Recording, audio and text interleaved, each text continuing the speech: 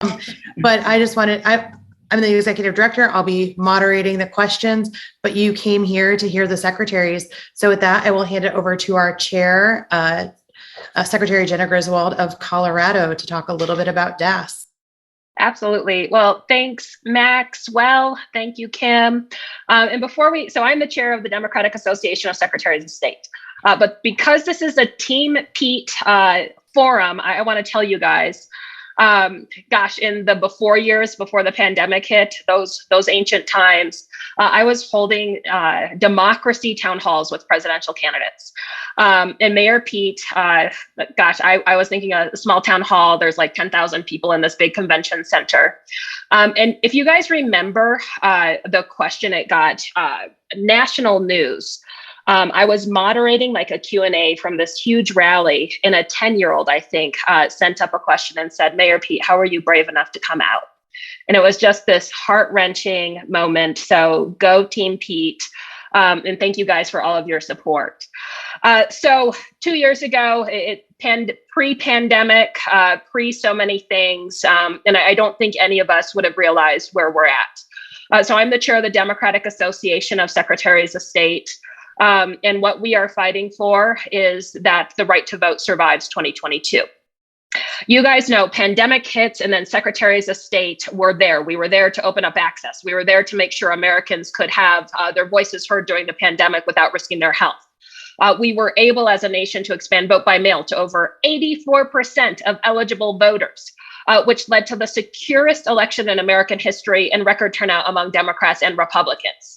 And you would think, that increased access, increased security, decreased costs, that's all a good idea, right? It's a good idea unless you are systematically trying to strip Americans of the right to vote and steal an American presidency. So what we saw in 2020 was a failed attempt to steal the American presidency by Donald Trump. And that has been followed by the worst attack on democracy in recent times.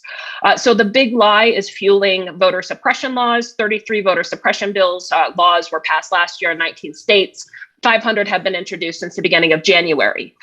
We're seeing the destabilizing of American elections, from threats to election workers. Election workers throw up their hands, say, I did not sign up for this. Steve Bannon recruits into those positions. We're seeing conspiracy theorists or conspiracies take grip of folks who are elected to oversee elections, prompting a new wave of insider threats. And then, of course, the big lie. The big lie isn't only used to destabilize elections. It's not only used to strip Americans of our freedoms, but it's also used to degrade Americans' confidence. And we are seeing the potential setup for another January 6th. That's why we need free and fair election administrators, and that's what secretaries of state are. We are the chief election officers in our states. What you can expect from Democratic secretaries of state is fighting every single day for every eligible Democrat, Republican, and unaffiliated voter to have their voices heard. You can count on us to take the bull by the horns in hard situations and easy situations to secure elections from these new wave of internal threats. And you can count on us to push back on the disinformation. Across the nation, we are seeing election deniers run for these seats, and it is so important that we win. That's why at the Democratic Association of Secretaries of State, we are working like hell to win these seats, because we know that the future of democracy depends on these candidates getting across the finish line. So I was the first Democrat elected Secretary of State in Colorado in 60 years. I'm up for re-election along with the Secretary of State of Michigan. We are the two incumbents on the call, and then B. Wynn and Cisco Aguilar. And I'm going to kick it to all of the candidates to give a brief overview of the work they're doing or the work they hope to do. And we're going to start off with Jocelyn Benson, the incumbent from Michigan. Hi, everyone. Thank you, Secretary Griswold, and thank you all for having us here for this really important conversation. As Jenna just articulated, we are truly in the middle of a battle over the future of our democracy, and not just that, our fundamental rights and our freedoms. The 2022 election is the one that will determine the future of all those things for generations to come. I just want to talk very briefly about why Michigan in that battle, along with really Georgia and Nevada, which you'll hear about, are particularly ground zero in that work. I started my career at the Southern Poverty Law Center in Montgomery, Alabama, where I investigated hate groups and hate crimes throughout the country. And it was really being there, spending time in Selma, that I was instilled with a deep sense of responsibility to continue the work of those who stood at the foot of the Edmund Pettus Bridge in 1965, bravely facing down threats of violence, tear gas, and billy clubs, simply so that the one person, one vote promise in our Constitution could be a reality for everyone. And now here we are, over 50 years later, facing a nationally coordinated, escalating effort to roll back not just the advancements of the past, but democracy itself. So it's important to remember that in 2020, Michigan, and in battleground states around the country, democracy prevailed. It prevailed because people of integrity on both sides of the aisle stood firm, followed the law, and protected the will of the voters. In Michigan, we administered the safest, most secure, high turnout election in Michigan's history. Our election itself was enormously smooth and successful until almost immediately after the unofficial results declared Joe Biden the winner of the presidential vote, there began an unprecedented effort to overturn those valid results. Protesters showed up in Detroit, where inside hundreds of poll workers were finishing up their work, trying to create chaos and disruption over the process. And in Michigan, my opponent was one of those individuals, actively trying to interfere with the tabulation of valid votes in the city of Detroit. After that failed, they tried to interfere with the certification of the election, pressuring members of our state board of canvassers to not certify the results, and even gathering outside my home in the dead of winter to demand that I block certification. And then when that failed, there was an attempt to submit an alternate slate of electors with people showing up outside our state capitol the day the Electoral College votes were being officially transmitted to the National Archives to claim falsely that they were the right electors, and they were there to support then President Trump. All of that continued to escalate up till and including the tragedy at our Capitol on January 6th. And then a nationally coordinated effort that followed, abusing the court system, lobbying legislators to have sham legislative hearings, all of it combined ultimately in a failed effort to try to overturn the results of a legitimate presidential election and also to delegitimize democracy itself. Now, one of the people who is in the middle of that entire effort here in Michigan wants to be in charge of our elections moving forward. My opponent was recruited and handpicked by the former president to be the Republican nominee for Michigan Secretary of State. He has already been to Michigan twice to campaign for her and has said that Michigan's Secretary of State race is to him the most important in the country. And that's why we know our democracy and indeed our fundamental freedoms and rights are on the ballot in 2022. But with your help, with your investment in our race, we can again withstand future attacks on our democracy and I hope emerge out of this moment with a stronger and more robust and healthier democracy than ever before, with more people engaged, more people focused, more people recognizing the need for all of us to defend and protect every voice and every vote in every election. So that's our work moving forward. That's what I hope we can accomplish together. And thank you again for having me and inviting me to be a part of this really important conversation. Well, thank you so much, Secretary Benson, for your remarks and your bravery and all your work to win re-election.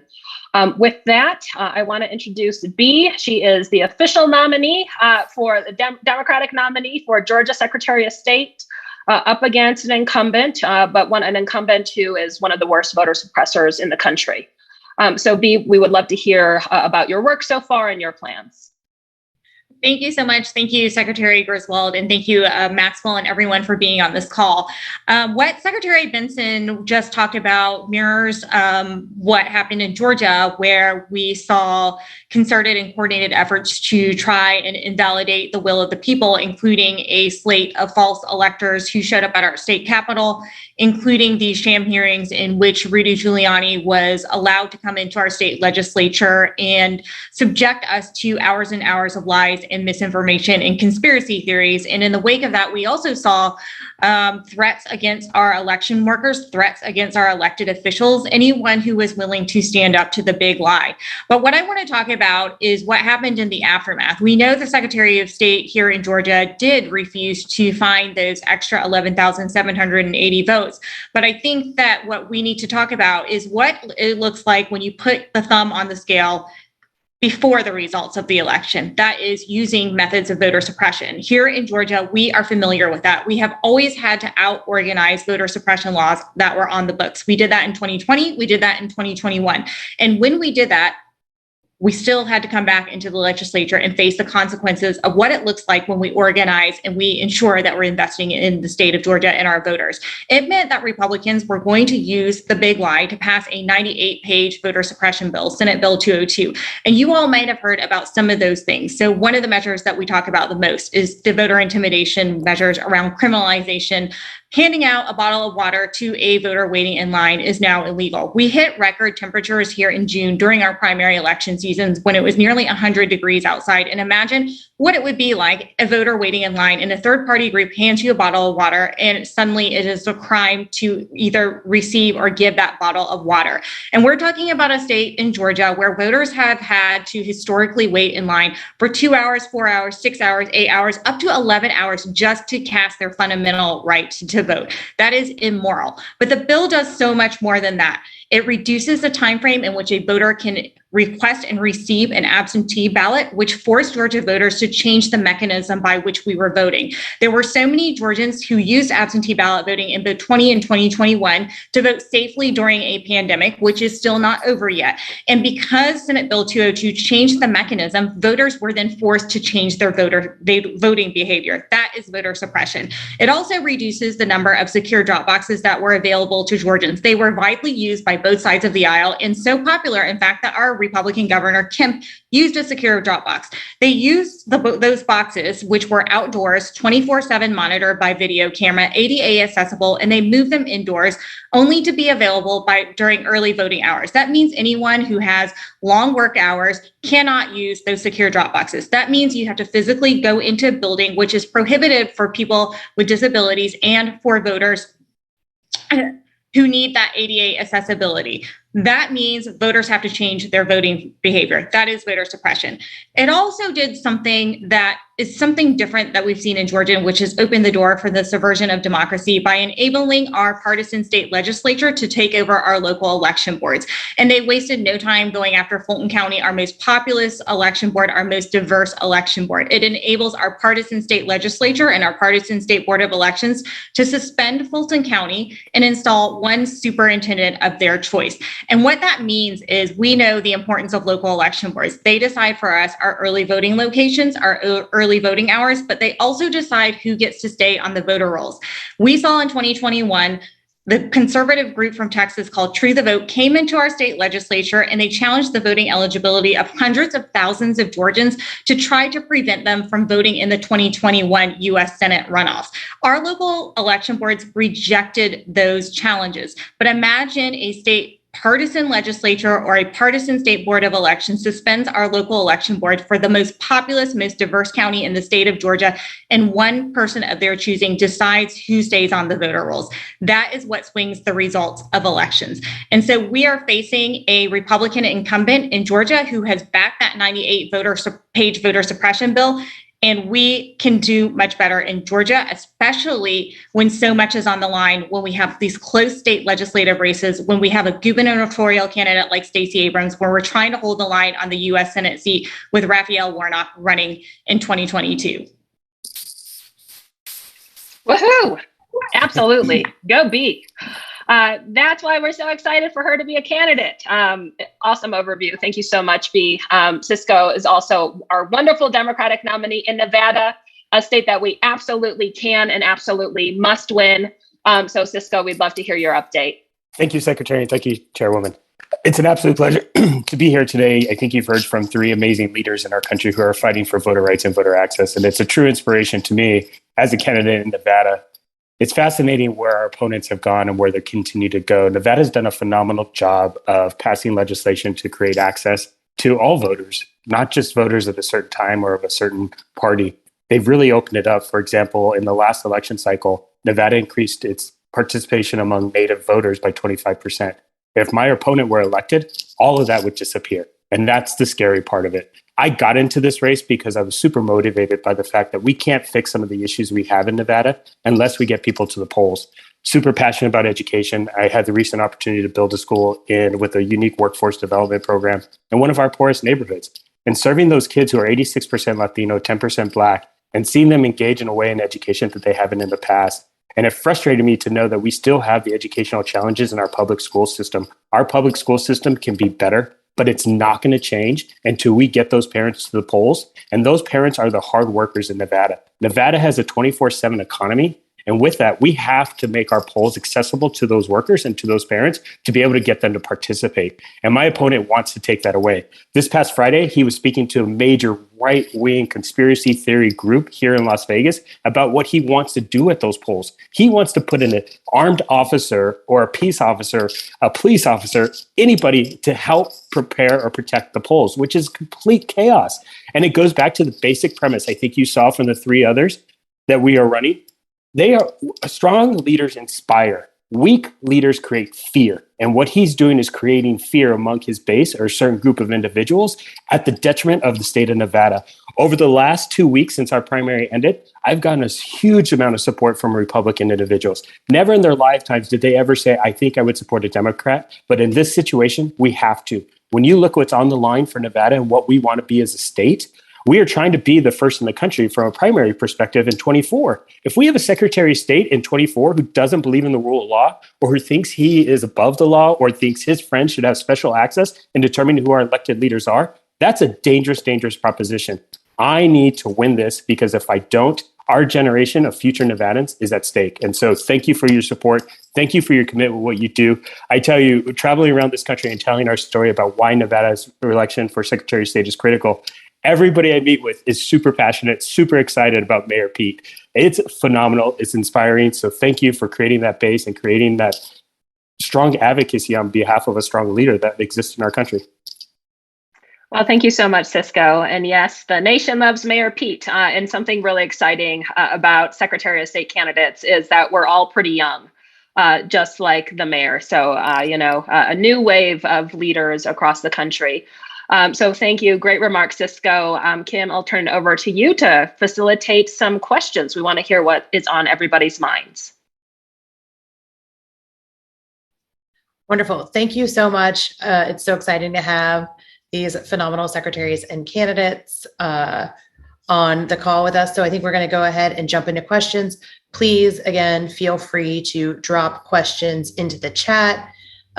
Whenever anything comes up, we will get to those as well.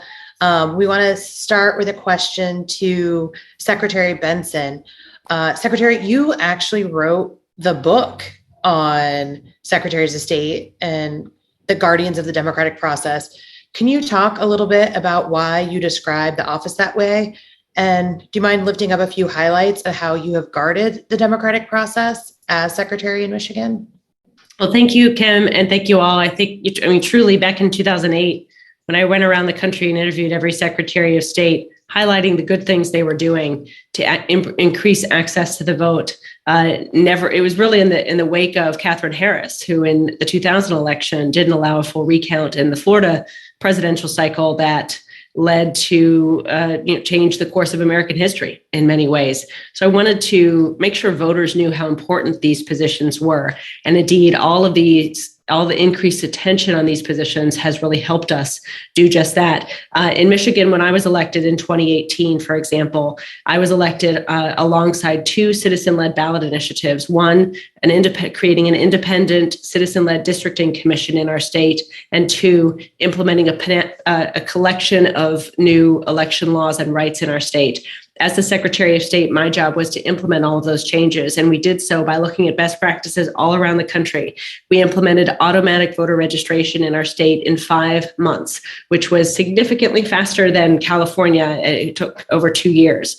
We implemented Election Day registration, enabling tens of thousands of young voters to register and vote on Election Day itself, not just in November 2020, but in the presidential primary in March of 2020, which was critical. A number of other things, including post-election audits, as well as, of course, no reason absentee and all-mail voting in our state, where citizens now have a right to vote from home if they choose to exercise it. I had to, as the chief election officer, not just build that infrastructure for all of those things from almost scratch, but educate citizens about how to access all of these new rights, and then do so in the midst of a global pandemic. The bottom line was, and the reason why, as I mentioned in my remarks earlier, our elections were so smooth, that it turns out if you just follow the data and make nonpartisan, data-driven, fact-based decisions about administering elections, and you bring in experts and step back and let security experts and others do the work, you can actually run secure elections, educating voters, even in the midst of a pandemic,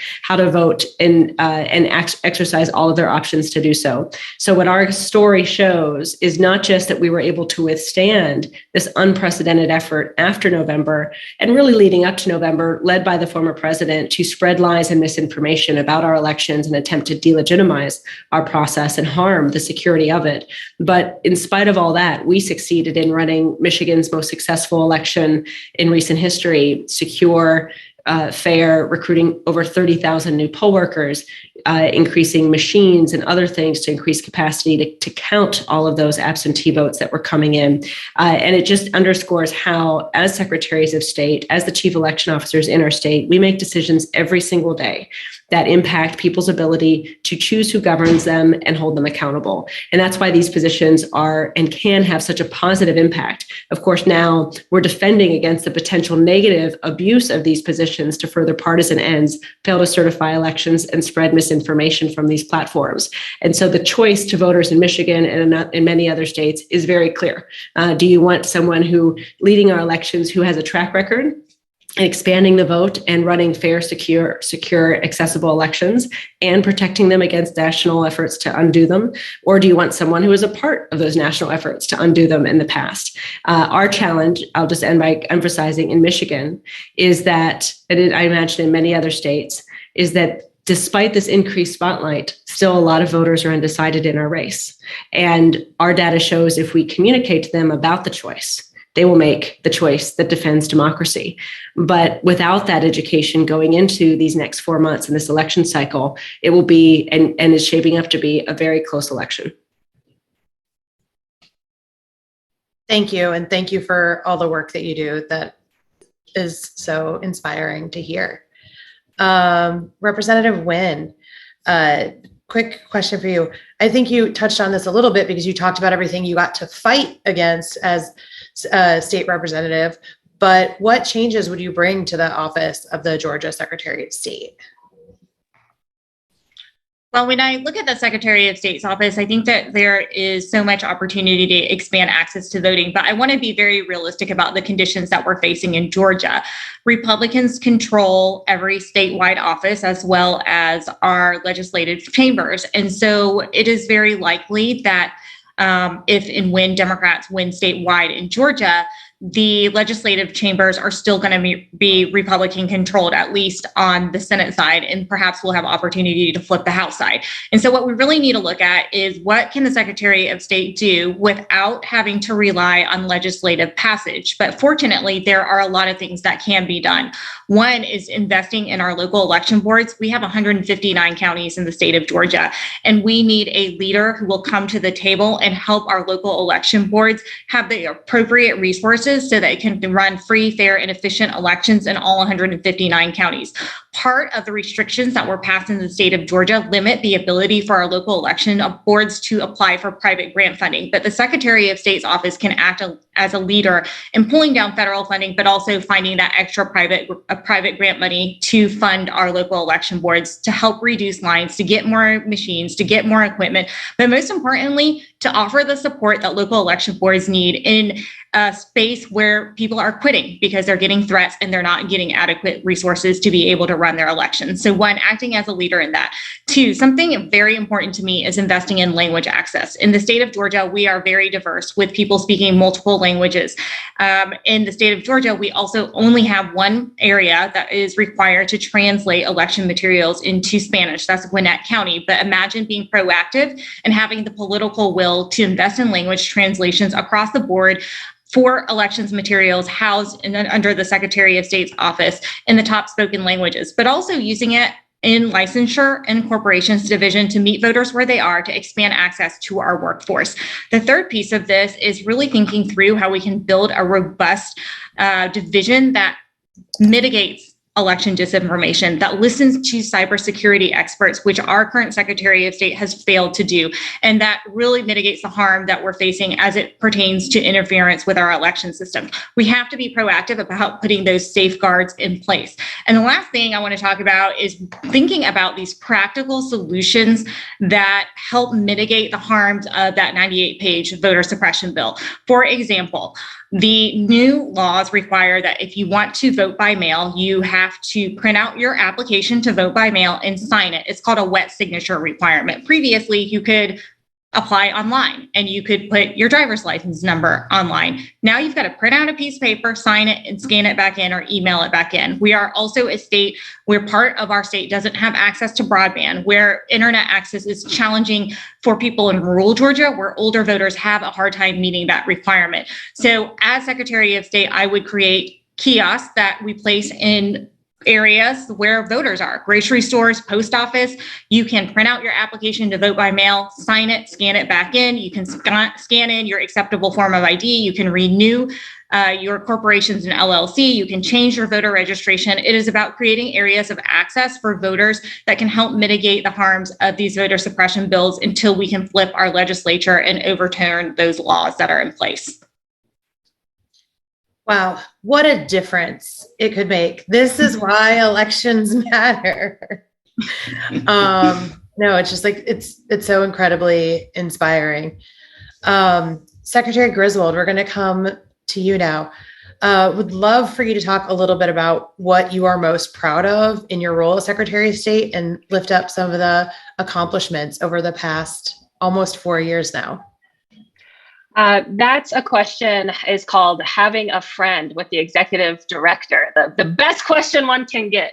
Well, Kim, gosh, there's so much to be proud of. And there's been hard times, great times. But I will tell you, one of the biggest accomplishments right from the beginning was winning this seat. When I decided to run for office, I was 32 years old. I had never ran for office. I was going up against the only Republican statewide incumbent, who was a very popular guy. And on top of that, I grew up in a cabin with an outhouse outside in rural Colorado on food stamps. So it seemed like an impossible race. We organized the state with a simple message. I showed Coloradans where I grew up. I showed Coloradans the clinkety old car I had to sell to buy a plane ticket to even get to law school. And I said I would fight for them, for everyday people. So we flipped the seat in 2018. I became the first Democratic Secretary of State in Colorado in 60 years, the first Democratic woman ever, the youngest Secretary of State in the nation. And no brag, if we all win, I will continue to be. So I'll continue to say that hopefully for 4 more years. But more importantly, that first year, I led the largest democracy reform in the nation. So I've increased drop boxes by 65%. We added polling centers. Colorado is considered one of the most accessible election systems in the nation. We send out a mail ballot to every registered voter, have weeks of in-person voting and same-day voter registration. But there was more that we could do. So I led automatic voter registration and implemented that. That registered 250,000 people in the middle of the pandemic.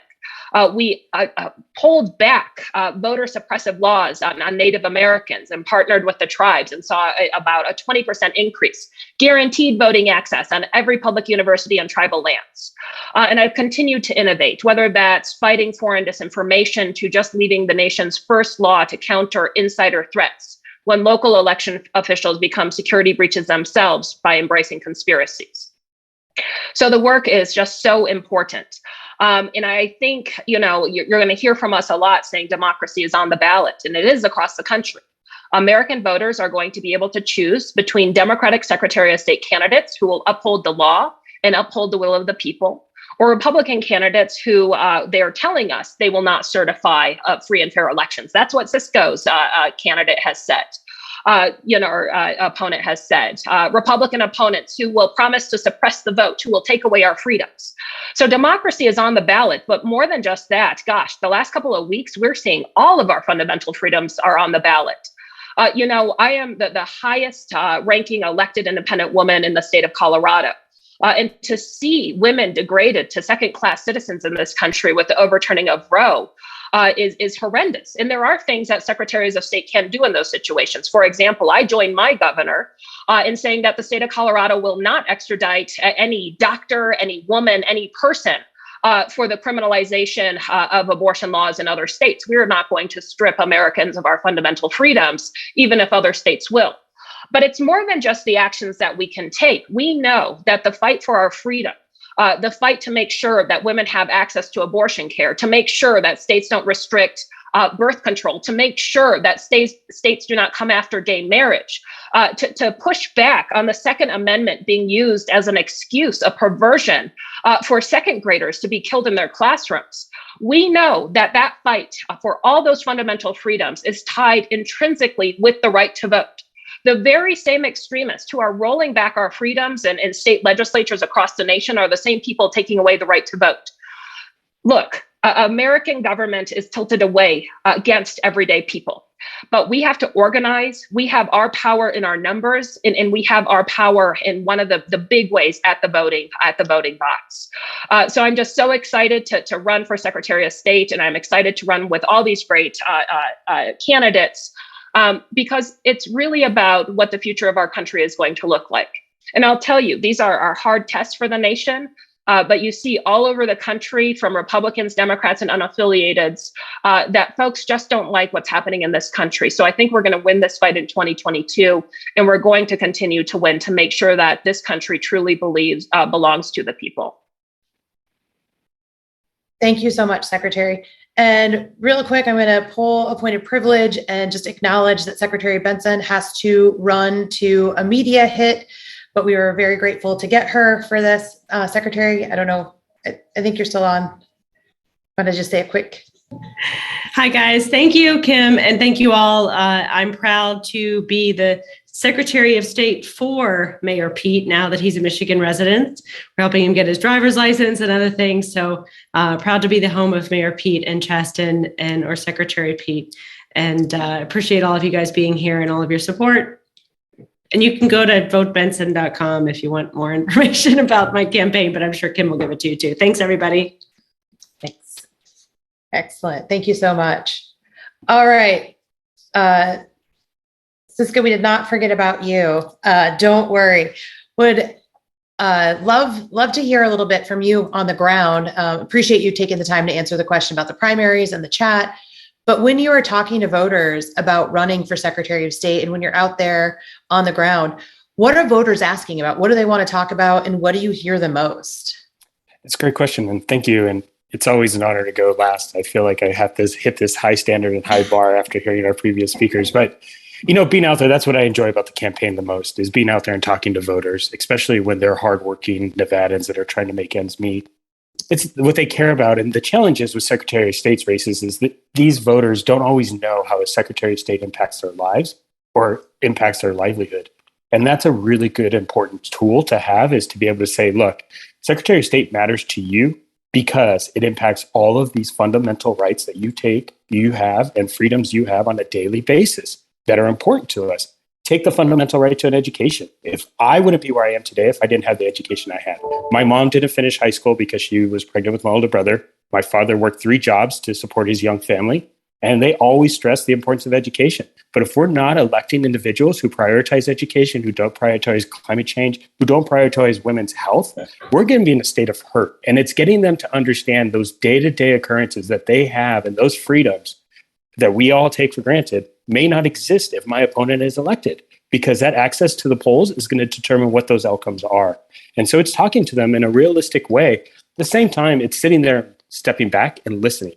It's a lot of listening. I want them to tell them my story, tell them why the Secretary of State's race is important. But at the same time, it's being present. It's hearing what their challenges are, and then giving them an opportunity to have a platform to try to create change. And that's my job. And so I enjoy that process. But again, it goes down to jobs. It goes down to their small business, and it goes down to education of their kids, and it goes to healthcare. And those are the issues people are talking about. Wonderful. It's so great to hear. It's always so inspiring to hear from you guys. I would actually love to hear from you, Representative Wynn as well. What are you hearing on the ground from voters while you are out campaigning in Georgia? Georgia is unique in some ways because we are a state, we're in the South, first of all. We are home to the civil rights movement. Voting, the right to vote, voter suppression, those are issues that have always been on the forefront of Georgians' minds here in the South. And so one of the things that has emerged from Georgia because of our civil rights movement is a new generation of leaders and a really strong organizing infrastructure in the state of Georgia, where the organizing infrastructure was created here and it has remained here. So one of the things I'm most proud of is this broad-based coalition that we've built across the state of Georgia. And so one of the things that has always been present on voters' minds is access to the ballot box, because we understand here in Georgia, like I said before, that we've always had to out-organize voter suppression laws on the books, and the conversations around how this 98-page voter suppression bill will impact our elections here in November is certainly at the front of voters' minds. But like Cisco, like Secretary Griswold, there are the issues that people face on a day-to-day basis. And we're talking about how people keep their lights on, how we put food on the table, and those economic issues. But of course, what we are seeing in the aftermath of Roe v. Wade is this conversation around women, our bodily autonomy, and our right to make those decisions about our lives, which is an economic issue. And I want to just give you some clarity around what that looks like for us here in Georgia. In 2019, the Georgia Republican legislature chose to pass a 6-week abortion ban instead of a trigger law. And because of Roe v. Wade, that 6-week ban has been held up in court. But the Attorney General wasted no time going to the Court of Appeals to use the premise of Roe v. Wade being overturned to uphold the 6-week abortion ban. So it is very likely that that ban will go into effect in Georgia as early as this month. And that means the implications on Georgia women and Georgia families is going to be devastating. We are a state that has refused to expand Medicaid. That leaves over 500,000 Georgians without health insurance. Our mother mortality rate is one of the highest in the country, with Black women dying at a higher rate than their counterparts.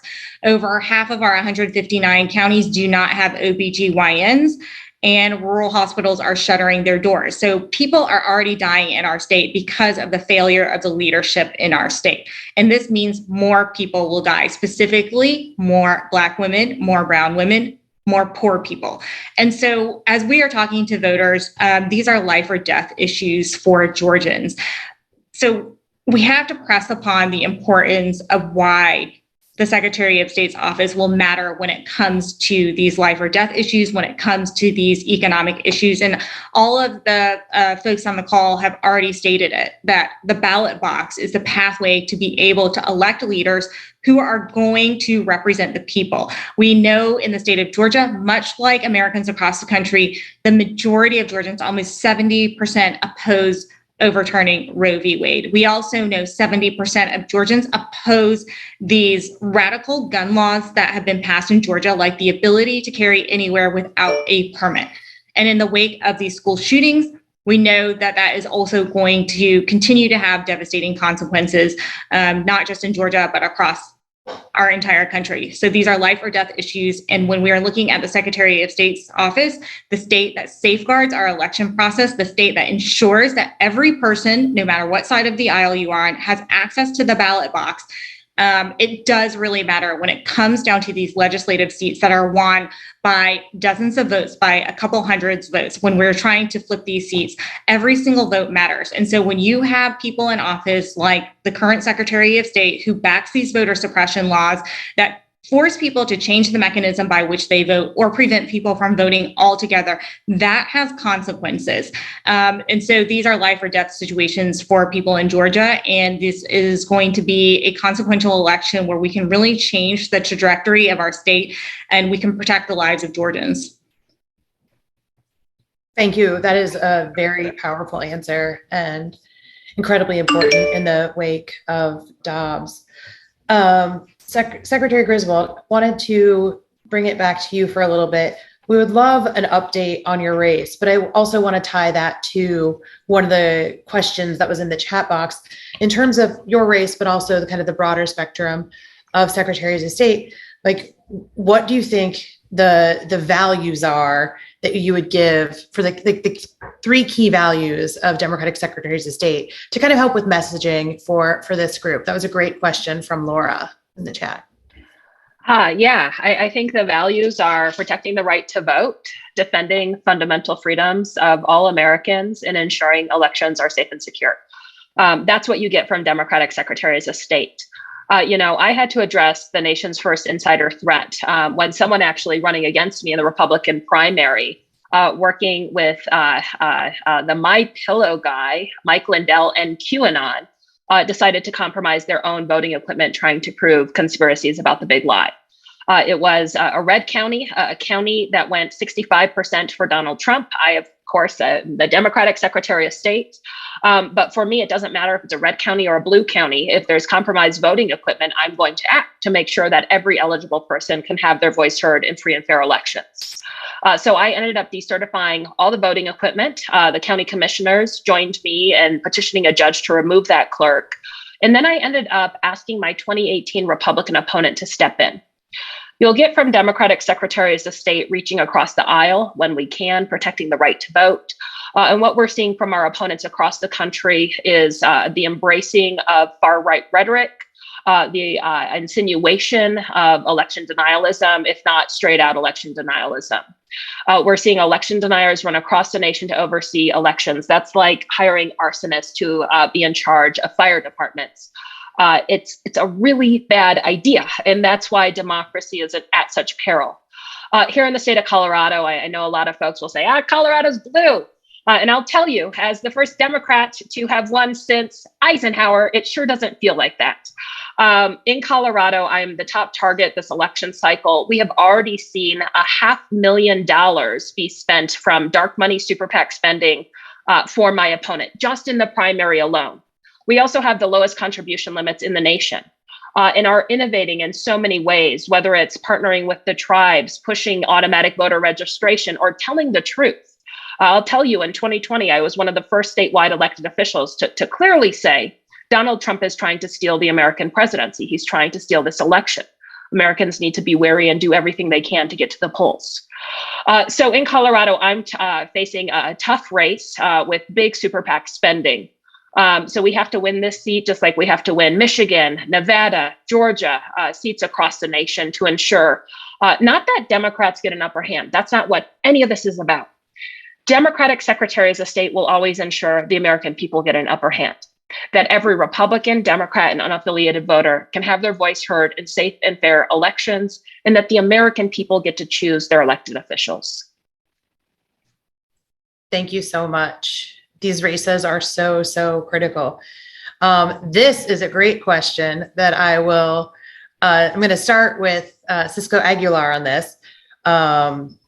So Christopher is asking what for folks in solidly voter-friendly states like California, what actions can we take to help in these battleground states? And is it primarily providing financial support to Secretary of State candidates?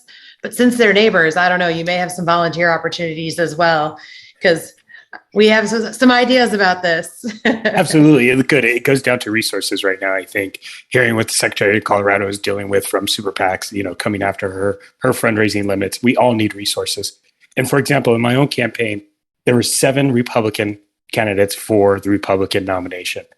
One of those candidates spent $2 million against my current opponent who won the primary, Jim Marchant. That $2 million did not get him any bump, did not give him the ability to compete with Jim Marchant. Jim Marchant ended up winning, which I think he was the candidate I would like to run against just because he's so far out there and so lost and doesn't understand what the average Nevadan needs or wants.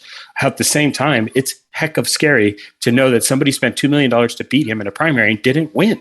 And again, it goes back to being able to have the resources to tell our story, give our message, and be honest with Nevadans about what we're trying to do and what we're trying to accomplish. When we get down into the ground game, which obviously is coming soon, we are going to need to support our central party or our central committee that's running the ballot is going to need all the support we can to get voters to the polls.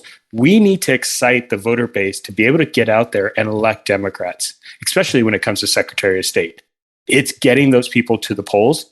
Right now, as we said, every Nevadan receives a ballot. They can execute that ballot through the mail or drop it off at a ballot box. But again, it's educating them on who the right candidate is and what that candidate believes and why they have those beliefs. Again, when you ask about one of the greatest qualities a Secretary of State can have, it's being honest.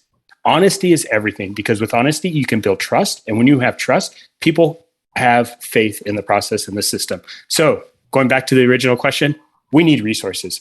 We are being outspent. We're being outraised. And it's not fair. It's not fair, but it is part of the process. And we just got to learn how to play the game better. Right now, we're not playing the game better, and we need to do it. Wonderful. Do you have something to add to that, Representative Wynn? Sure. I mean, what I'd like to add to that is the financial resources that you all can give to these Secretary of State races goes a really long way. I'm in the state of Georgia. We are at the center of the storm. All eyes are on us. We have Senator Warnock at the top of the ticket, and we've got Stacey Abrams running for governor. The money flowing through Georgia is staying at the top. I will say I did outraise Brad Raffensperger, but one thing that he does have the ability to do is self-fund. So he has loaned himself $850,000 during his primary cycle, and I don't have the ability to do that. So the $2.2 million I have raised has come through donors who are willing to invest. Over 7,000 people who have contributed to my race. I do not have the ability to lend myself that amount of money, the $850,000. But a race like mine is going to make a huge difference. So when you are able to contribute to a Secretary of State race, it really does move the needle for candidates who are running down ballot. So those financial resources are critically important. The second piece of it, which I'm reading in this chat too, right, is educating your family and friends on the importance of voting in down ballot races, on the importance of candidacy, and the importance of disinformation. The Secretary of State's offices are really unique to me because in theory, and this is how they should operate, they are actually very nonpartisan offices.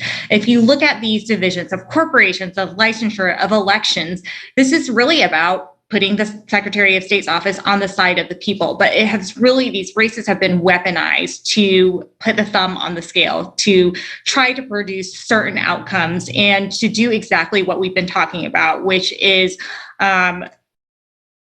weaken our democracy, weaken the will of the people, and weaken the ability for the average person to go to the ballot box and make sure that their voice is heard. In theory, when you put Secretary of States who don't have a partisan interest, you are putting the office on the side of the people, which is what Secretary of State Griswold has already said. This is not about supporting Democrats, Republicans, independents. This is about the ability of every eligible person to go to the ballot box and have that voice at the ballot box to elect the representatives of their choice. So investing in these races means we get to strengthen the voices of people. It means we get to strengthen our democracy. And it means we get to put people in office who are going to be working in tandem together. So that means somebody like me working with Secretary of State Griswold, with Cisco, with Secretary Benson, because the threats are not going to go away, and we have to be prepared for 2024. And it requires all hands on deck, all of us working in coordination to protect what is to come in 2024. It is hard to say that better than you just did. So I'm going to ask one of my favorite questions because I think this is really important. Why are you optimistic about us being successful in these elections, and why are we going to win in November? Secretary Griswold. A little bit of optimism for everybody. I am actually really optimistic. I do want to be clear. We will win in 2022, but then the fight is not going to be over. This is the fight of our lifetimes. We're seeing the opening of the possibility of politicians trying to steal American elections. That's what this is all about. Tilt elections, strip Americans of their freedom, to be able to claim victory no matter the outcome. So this is the fight of our lifetime, but it's the opportunity that we have been given. And why I'm so optimistic is actually because I so strongly disagree with CNN and MSNBC and how they're assessing the situation on the ground. We hear over and over and over, gosh, Democrats are going to just face a blowout across the country because of inflation, because of gas prices, because of the cost of housing. And I'll tell you, as someone who grew up poor, it is hard. How the country is going right now is really hard for working people. There was a point in my life where I couldn't fully afford my electricity bill. So at night, I would take a piping hot shower, put on 3 layers and layers and layers of sweatpants. So 3 layers of sweatpants. I would get into a sleeping bag and just be cold all night. So trust me, I know what it means for food to be more expensive. I know what it means for gas to be more expensive. In Colorado, housing is incredibly expensive and it's hard for everyday people. But what I'm seeing on the ground as I travel around the state is people, blue collar folks, middle class folks, be incredibly concerned about the state of democracy. I was in Denver marching at the Juneteenth parade, and a woman came up to me from Northern Colorado, an African-American woman, and told me that she's been facing really tough times. She was laid off in 2020.